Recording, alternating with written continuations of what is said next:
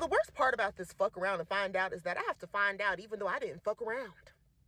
When they came for people of color, you said nothing. When they came for immigrants, you said nothing. When they came for gay people, you said nothing. When they came for trans people, you said nothing. When they came for women, you said nothing. When they came for children, you said nothing. But now that it's finally affecting your friends, your family, yourself, your husband, now you want to say something? Because obviously you can't have any empathy, unless it actually affects you. You keep saying that leftists are too emotional, they're snowflakes, that they have too much emotion for people. Have you ever thought about the fact that maybe you just don't know what empathy is? Maybe it's because you've never been loved in your life, so you don't know how to have compassion for other people. Maybe the radicalized people, the people who are too woke, maybe they just have kindness in their hearts.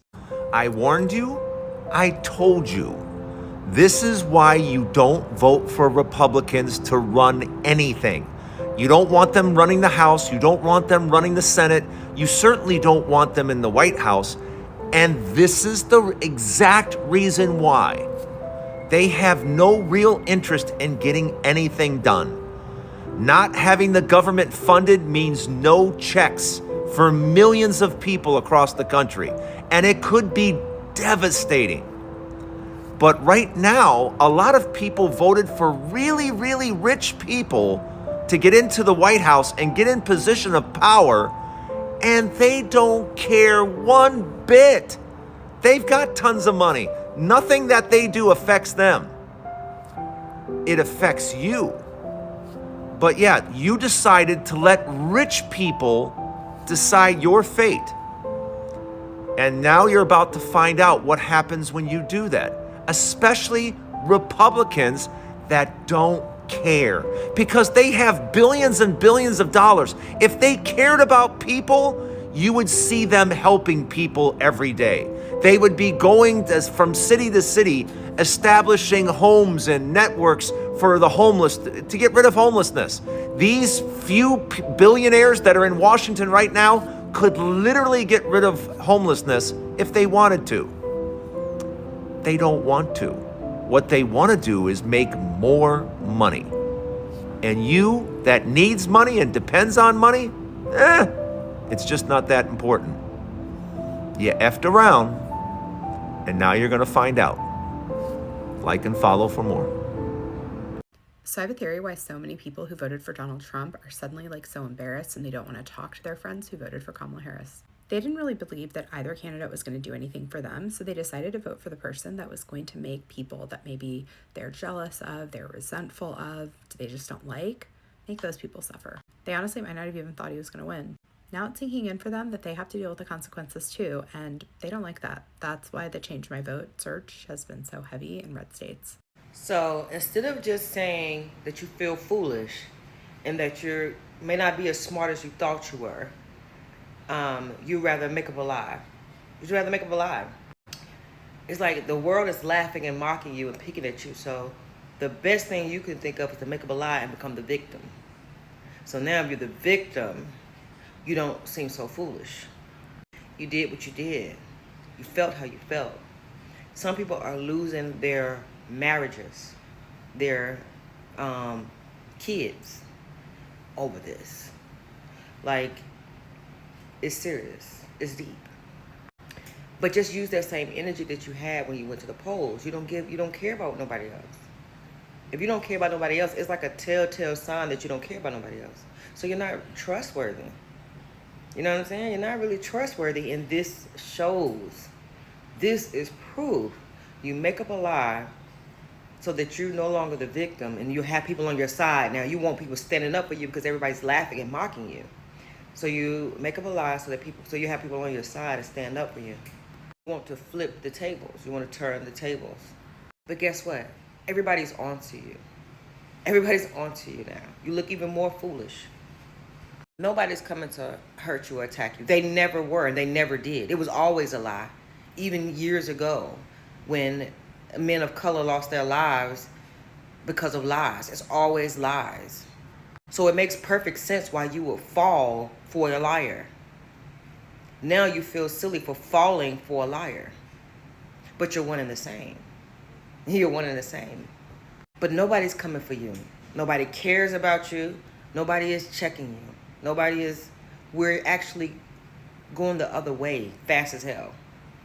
Fast as hell. Jumping you for what, child? You wish. You wish. You wish you was that important. You're not. And you just proved why.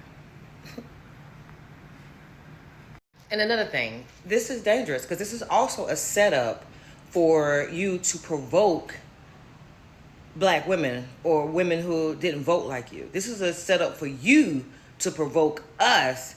And then as soon as we try to defend ourselves, well, you know, they said it was going to jump us. They said it was going to attack us. We're scared. No. Y'all are some, these motherfuckers are something, y'all. God. Woo. There's no other country. Like, this is insane. Now I see but with the internet and TikTok and places like this, you don't get away with that stupid shit. You can't, like, years ago, it was like everybody just believed what they said, but now we see.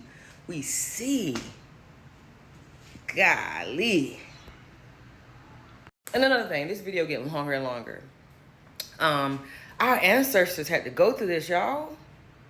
Our ancestors had to go through this. This is insane. Like, and then somebody was like, stop calling on your ancestors. We are the ancestors. We are our ancestors. So we have power. Our ancestors were us. We're just in a different time. But this is crazy. They're crashing out. They're crashing out.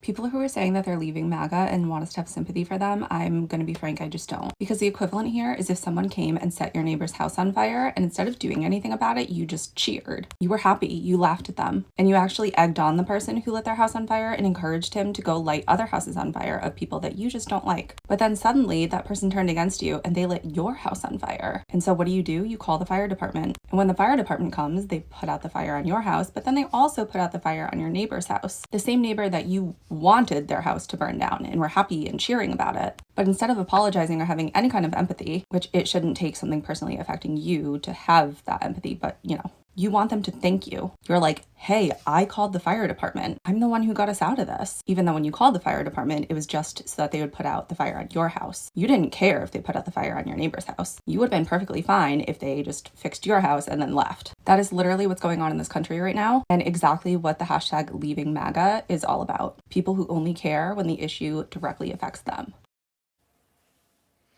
So apparently about 65,000 probationary employees within the federal U.S. government have been given their walking papers today. 65,000 people. However, many of them are MAGAs, and they are just shocked that they've lost their jobs. They can't believe that DJT would let his supporters go. You fucked around and you found out, didn't you? Karma is a bitch. When you treat people the way you've treated everybody else in the US because they're not MAGA, it comes back to bite you in the ass. Do I feel sorry for you? Not at all. You reap what you sow. I feel sorry for the people that voted Democrat, didn't deserve the condemnation that you holier than thou fucking maggots profess to be.